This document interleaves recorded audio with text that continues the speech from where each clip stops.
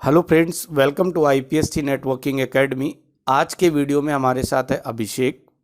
अभिषेक IP solution technology के साथ काम करते हुए जो आईपीएसटी नेटवर्किंग एकेडमी से अभिषेक ने स्किल सीखी है, उस स्किल के बेस पे अभिषेक आज एक मल्टीनेशनल कंपनी में टाटा पावर में as a network engineer 5 lakh के पैकेज पे सेलेक्ट हुए हैं। मतलब 5 लाख का पैकेज एक नॉर्मल ग्रेजुएट कैंडिडेट के लिए। मैं नॉर्मल ग्रेजुएट इसलिए बोल रहा हूँ क्योंकि अभिषेक का जो एजुकेशन बैकग्राउंड है उसमें डिग्री में बीकॉम है। लगभग लोग 99% लोग मैं बोलूँगा जिन लोगों को लगता है कि एक नॉन आईटी बैकग्राउंड का कैंडिडेट इंजीनियर नहीं बन सकता, इस तरीके के लोग हैं।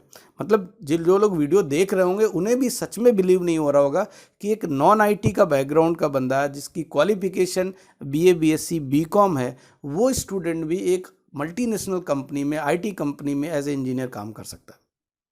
ये पॉसिबिलिटीज़ हैं और ऐसा आराम से पॉसिबल हो सकता है। इसके लिए बहुत ज़्यादा आपको ये सोचने की ज़रूरत नहीं कि काश मैंने डिग्री कर ली होती या मैं आईटी डिग्री से मतलब 10 से 20 लाख रुपए की कोई बड़ी डिग्री करता तभी मैं आईटी में जा सकता हूँ। नहीं, आप अगर स्किल पे फोकस करोगे, डेडिकेट होके 1.5 ईयर या 2 ईयर तक आप स्किल पे फोकस करोगे डिटेल से, मतलब मैं स्किल डीप में जाके चीज़ों को पढ़ोगे, तब जाके पॉसिबिलिटीज़ हैं। अगर आप शॉर्ट टर्म करोगे तो उसके ज़्यादा चांसेस नहीं है। तो इस वजह से मैं आपको बता रहा हूँ कि अभिषेक का एजुकेशन बैकग्राउंड बीकॉम है। बीकॉम के बाद अभिषेक मल्टीनेशनल कंपनी में सेलेक्ट हुए। तो अभिषेक के व्यू जानते हैं कि आईपीएसटी नेटवर्किंग एकेडमी के साथ अभिषेक की जो जर्नी रही वो किस तरीके की रही। Right.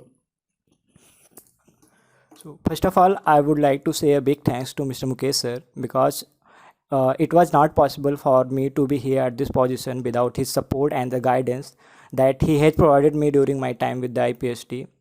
So hi, my name is Abhishek Kumar and I belong to Jaunpur. I have, as I told, I have done BCom in my graduation. So if I tell you what was my experience and what was my journey and how I started with the IPST, so in one word, my journey was incredible with the IPST because the support and the guidance that I got here is just amazing. And here environment, you will get a support environment. Every seniors and even sir will support you in every aspect of your life, and they will teach you like how can you get into in ID field and how will you grow after, like whenever you go get join some in some companies, and then you want to grow, so they will even suggest, even help you in that manner. So yeah, that was I was great experience with the IPST. बाकी अभिषेक से के साथ बात करने में बहुत अच्छा लगा क्योंकि अभिषेक बहुत मेहनती स्टूडेंट रहे। आईपीएसटी के बहुत सारे स्टूडेंट्स जानते हैं कि अभिषेक का डेडिकेशन बहुत अच्छा था स्टडी में। अब मैं अगर आपको एक सजेस्ट करूं कि आफ्टर 12th आपको क्या करना चाहिए, ठीक, तो अभिषेक मेरे साथ है। अभिषेक को पता है कि अभिषेक का एजुकेशन, अभिषेक को भी कि अगर 12th के बाद अभिषेक किसी आईटी डिग्री के साथ कंटिन्यू करते, लेकिन अगर आईटी डिग्री के साथ कंटिन्यू करते हैं तो अक्सर लोग एक गलती कर देते हैं कि डिग्री को बहुत एक्सपेंसिव कर देते हैं। मतलब डिग्री ऐसी करते हैं जिसमें कई लाख रुपए लगते हैं, मतलब 5 से 10 लाख रुपए डिग्री में लोग लगा देते हैं। मैं हमेशा आपको बोलता हूँ कि डिग्री में आपको कोई एक्सपेंसेस नहीं करने। आईपीएसटी नॉर्मली अगर 12th के बाद की मैं बात करूँ तो आईपीएसटी आपको ग्रेजुएशन के साथ, मतलब आप समझिए कि बीसीए और बीएससी आईटी जैसी डिग्रीज 10,000 पर ईयर में कंप्लीट करते हो आप। मतलब बहुत कम फीस है। नॉर्मल अगर बीसीए आपको करना है तो 1 साल की फीस 10,000 है। इसका मतलब डिग्री आपकी टेक्निकल डिग्री 30,000 में कंप्लीट हो जाती। तो फिर आपको कई साल प्री एंट्रेंस की प्रिपरेशन करने में और कई साल इंजीनियरिंग कॉलेज में लगाने की कोई खास ज़रूरत नहीं थी, क्योंकि इंडस्ट्री जब आपको चूज़ कर रही है और जो पैकेज डिसाइड कर रही है वो तभी डिसाइड कर पा रही है जब आप स्किल्ड हो। इसका मतलब ये है कि आप डिग्री के साथ साथ अगर स्किल पे फोकस करोगे तो वो ज़्यादा इफेक्टिव रहेगा। तो इसलिए आफ्टर 12th मैं अक्सर अभिषेक से बोलता हूँ, क्लास में भी बोलता हूँ कि मुझे आफ्टर 12th के स्टूडेंट पे कुछ ज़्यादा इंटरेस्ट होता है ठीक है, उनको पढ़ाने का एक अलग ही मतलब वो होता है। क्यों? क्योंकि 12th के बाद कैंडिडेट बिल्कुल फ्रेश माइंड होता है, उसके पास किसी भी तरह का कोई डाउट, किसी भी तरह का डिस्ट्रैक्शन कुछ भी नहीं होता।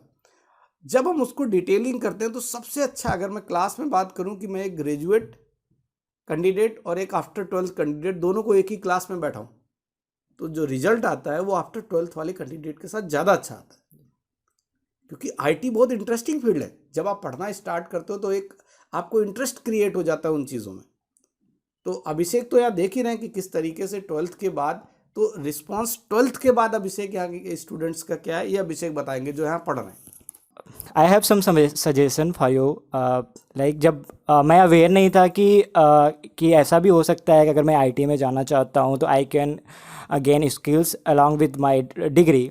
So but when ever I come here and I got to know that people are learning skills along with their graduation, so I was just surprised ki, so that's why I would like to suggest you that if you want to go in IT field, so अगर आप जाना चाहते हैं तो आपके पास एक great opportunity हो सकती है कि आप 12th के बाद आप ग्रेजुएशन और प्लस स्किल्स दोनों साथ में स्टार्ट करें।